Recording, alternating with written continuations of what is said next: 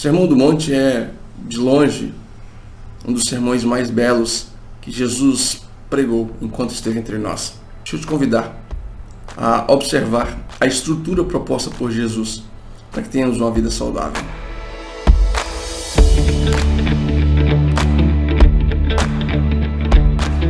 Antes de irmos para a nossa conversa, deixa eu te convidar para conhecer um pouquinho melhor as nossas redes sociais.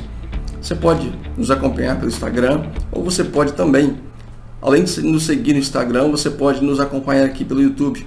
Se inscreve no canal 0800, você não paga nada, abençoa a nossa vida e a gente continua nessa pegada de abençoar sua vida, sua casa, sua família. O evangelista Mateus, ele descreve o Sermão do Monte dos capítulos 5 a 7.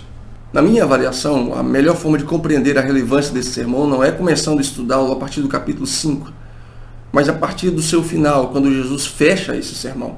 E Jesus é bem claro quando ele compara duas construções, onde uma foi edificada sobre a rocha e outra foi edificada sobre a areia. As duas construções, as duas casas, elas são submetidas aos mesmos intempéries.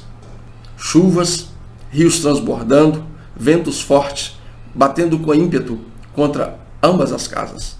O que Jesus deixa bem claro é que quando se tem uma vida de princípios, quando se observa e se segue, se obedece os princípios deixados por Jesus nesse sermão em específico, que é a caricatura, que é o descrever do verdadeiro comportamento de um cristão, esse cristão cria bases, de forma que quando as tempestades chegam até a sua vida, ele resiste a todas elas, porque tem uma base solidificada, fundamentada na rocha, que são os princípios, os ensinamentos deixados por Jesus.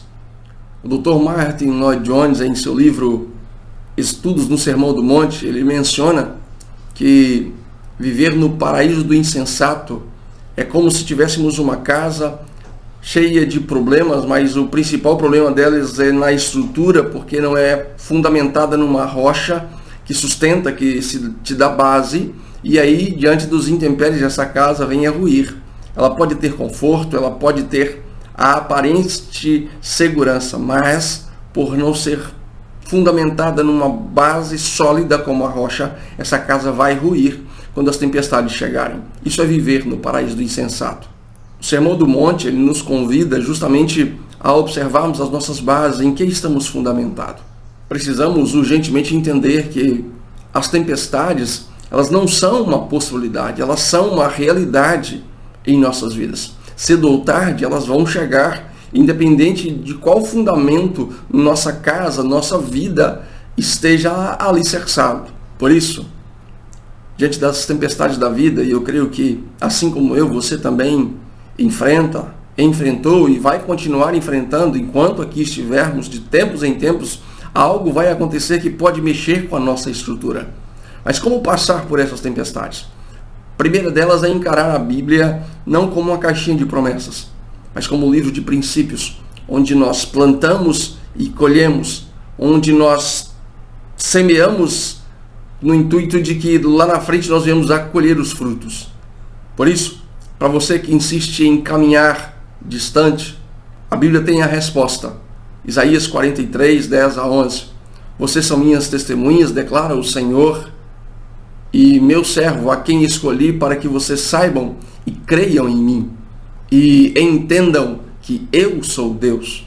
Antes de mim, nenhum Deus se formou, nem haverá algum depois de mim. Eu mesmo sou o Senhor, e além de mim, não há Salvador. Para você que se acha autossuficiente, confia no seu status, na sua maneira de viver, Salmo 139, versículo 12 a 14, onde o salmista diz que nós somos formados de uma forma assombrosa. Deus não precisou de ultrassonografia para descobrir o sexo, para saber se o bebê estava saudável ou não. Antes mesmo que eu e você existíssemos, Deus já havia nos formado, já havia nos planejado, já havia providenciado tudo.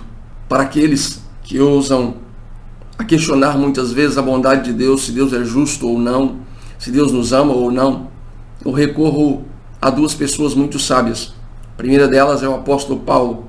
Romanos capítulo 8, versículo 37, ele diz que em todas as coisas somos mais que vencedores por meio daquele que nos amou.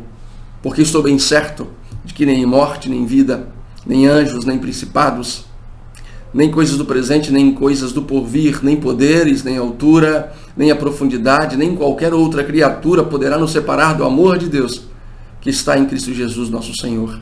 Posso também recorrer ao salmista Davi, Salmo 37, versículo 25. Fui moço, agora sou velho, porém jamais vi o justo desamparado, nem a sua descendência mendigar o pão. Por isso, querido, independente das circunstâncias da vida, nunca duvide da bondade de Deus. Deus nunca perdeu o controle. Ele é aquele que chama as estrelas pelo nome. Diante das circunstâncias, e olhe que elas vão chegar cedo ou tarde à minha ou à sua porta. As tempestades da vida, elas vêm para nos fortalecer, para nos ensinar quem de fato é Deus e quem de fato é totalmente dependente dele. Ser discípulo de Jesus, pois foi para esses que Jesus esboçou o seu sermão, foi para esses que Jesus se direcionou, não foi para a multidão, é entender que diante das tempestades, e elas vão chegar, são uma realidade, nós precisamos estar firmes, com os nossos olhos voltados ao autor e consumador da nossa fé.